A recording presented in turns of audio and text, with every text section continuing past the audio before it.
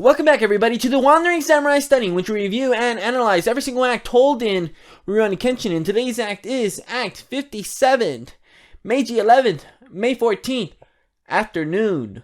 I just want to say that the opening title page for this act is so fitting for this chapter, for what it represents when we look at Kaoru and just how good she looks in this art piece of her.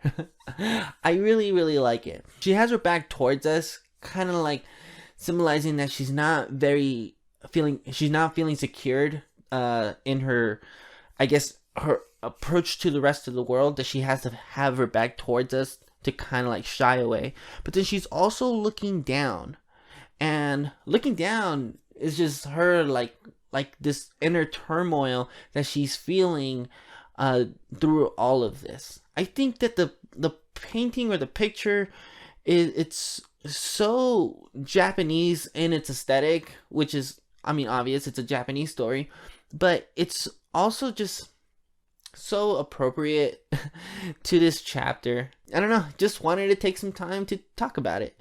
But let's get into the chapter summary review and we'll go from there. The news of Okubo's death makes its way around Tokyo as Kenshin meets with Saito, the police superintendent, and one other man to discuss the state of Japan now that Okubo is gone. In the evening, an emergency pulls Megumi and Tsunosuke away while Yahiko sleeps. Kaoru sees the two off and is surprised by Kenshin's late arrival.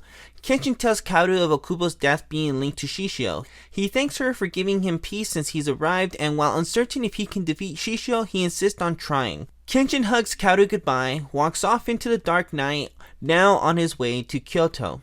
Ever since the introduction of Okubo a couple chapters ago, the story has not hesitated to remind us and to tell us that Okubo is a very important person.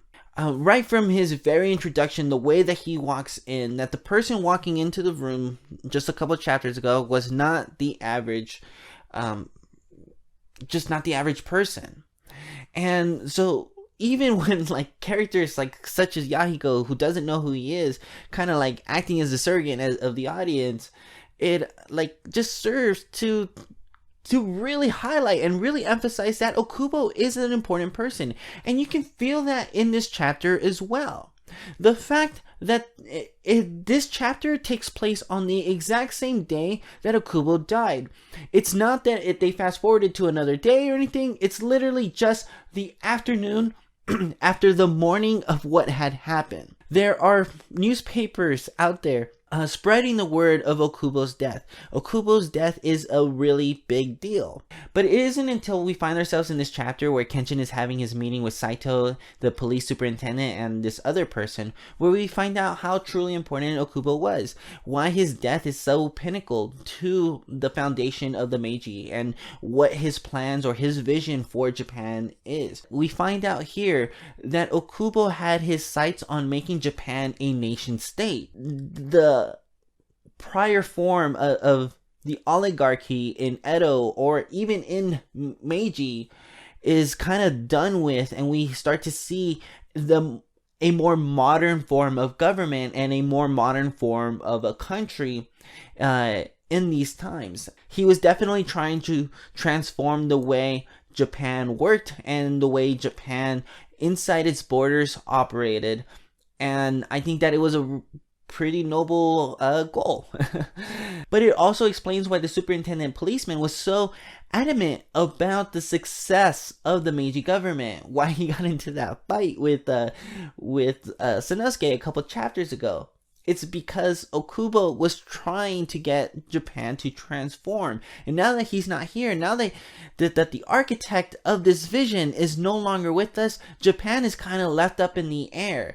And it also just makes the country look weak. And so this is why Okubo's death is such a big deal. So next up, let's talk about Kenshin and the flow of time, since it's kind of mentioned here in this chapter at least 2 times. Okubo's death is the mark of the flow of time beginning. Kenshin, up until this point, has kind of felt like he's been stasis, or that he's been kind of like in a dreamlike state, because him being a wanderer and roaming from place to place, never staying in one place for too long. I think that the Kamiya Dojo is really the first time that Kenshin has found a so-called home since he began wandering. And even though there has been attempts to get him to leave, nothing such as this has really pulled him back to where he started. And Kenshin can feel it. Kenshin just dwells, or he wanders on. He wanders. Kenshin wonders about what to do, or how he needs to do this now that Okubo is dead. He is being pulled back into the life of the wanderer. The flow of time, while it has paused, is now flowing once again. And he says that with each incident, Kaoru and the others become more and more involved, and that standing still is no longer permitted. This kind of reminds me of Goku's decision in Dragon Ball when he decides to not come back to life after the Cell arc. In that instance, it's because Goku just feels that as long as he's alive, like more and more threats are coming after him.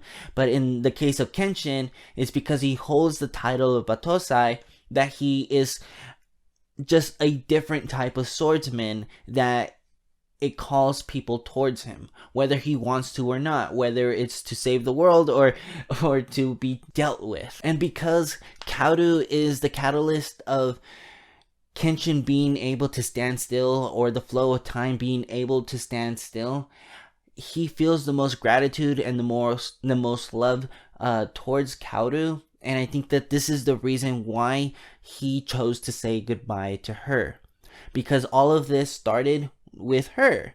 Once he met her, he got to meet everybody else, and he was shown a life of, say, a normal swordsman, as he tells Kaoru here. And because the flow of time has begun to flow once more, he has to express as much gratitude and as much love to the person that made this all possible for him. This is the reason why Kenshin only says goodbye to Kaoru at the very end. And let's go ahead and finish off by talking about Batosai and Makoto Shishio. I've always wondered what Kenshin's initial response to Okubo was had Okubo not died, and this answer was kind of made for him. Like, I always feel that Kenshin was always going to say yes in the first place. I think that Okubo's death kind of cemented that for him. That decision, or if there was any hesitation in him, Okubo's death solidified it. He knew that he could not ignore this. But because Kenshin leaves uncertain of how he's going to handle Shishio, he says that he kind of hopes that he might be able to talk to Shishio, but if the Batosai emerges, that he would I guess assassinate him, or defeat him.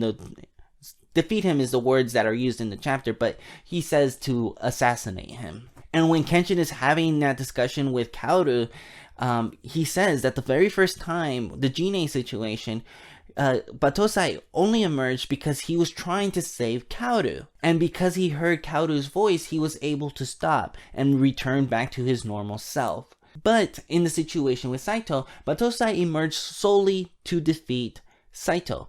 Kaoru's voice could not reach Kenshin in that instance.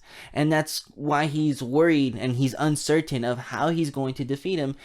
But he knows that at the very least he cannot bring these people with him, because he doesn't want to involve them, and because it won't do much help until he figures out how he's going to handle the situation. And so that final scene with Kenshin and Kaoru, even though I just already kind of talked about it, truly what it means, it's the whole definition, or the whole point of this scene was to express that gratitude that he feels for Kaoru in all of this, and why he said goodbye to just her.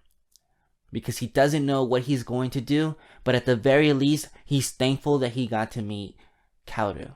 And that, ladies and gentlemen, is Act 57 of Rurouni Kenshin. If you like this video and you want to see more, then consider subscribing to the channel. Leave a thumbs up and comment down below something that you liked about this chapter. What did you guys think of Kenshin and Kaoru's goodbye scene? Tell me, what did you guys interpret out of it? Let me know what you guys thought of what was Kenshin's initial response. What do you guys think with that? What do you guys think that was? I always think it was gonna be a yes, but who knows? If you think that it might be no, let me know why you think that. I'm kind of curious. But for now, bye, chan. あら拙者は流浪にまた流れるでござる。さよなら。